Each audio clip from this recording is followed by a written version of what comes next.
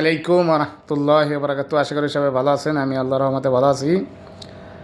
যারা আমাকে সাপোর্ট করছেন তাদেরকে অসংখ্য ধন্যবাদ। যারা সাপোর্ট করেন নাই তারা প্লিজ সাপোর্ট করবেন, সাবস্ক্রাইব করবেন, সঙ্গে থাকুন ইনশাআল্লাহ। আজকে আপনাদের মাঝে আরেকটা কথা বলতে চাই যে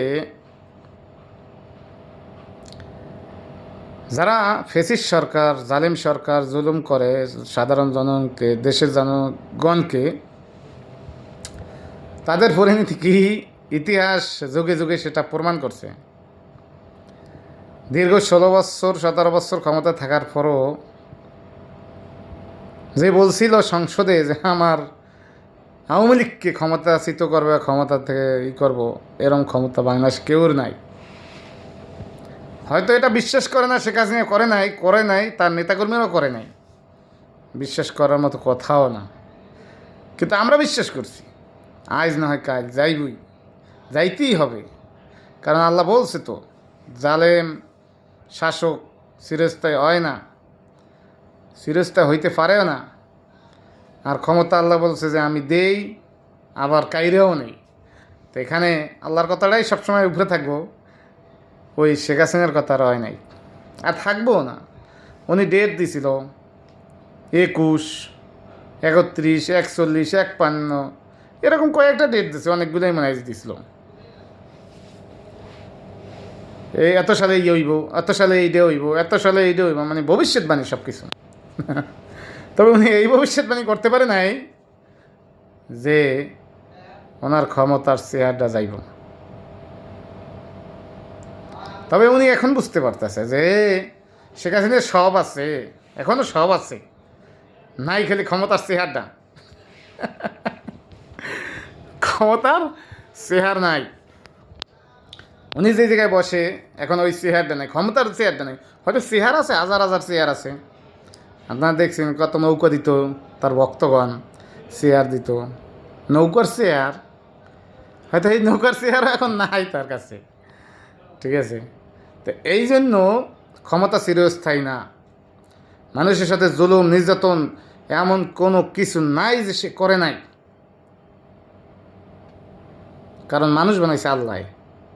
আর এই মানুষগুলো কীভাবে আয়না করে রাখছে বছরকে বছর, কীভাবে মানুষকে অন্যায়ভাবে গুম করে মেরে ফেলাইছে, তার ফ্যামিলি লাশটা পর্যন্ত পায় নাই।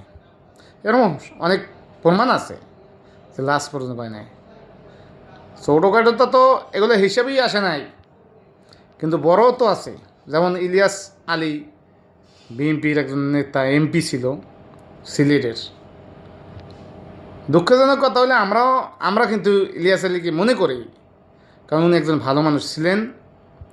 উনি দেশের পক্ষে কথা বলছেন, ভারতের বিপক্ষে কথা, অর্থাৎ ভারতের দালালি করেন নাই। সবসময় হুঙ্কার দিয়ে কথা বলছে, দেশপ্রেমিক লোক ছিল।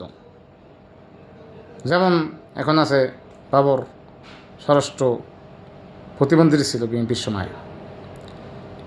কিন্তু এই ভালো মানুষটার নাম কিন্তু এখন লইতে দেয়নি একেবারে।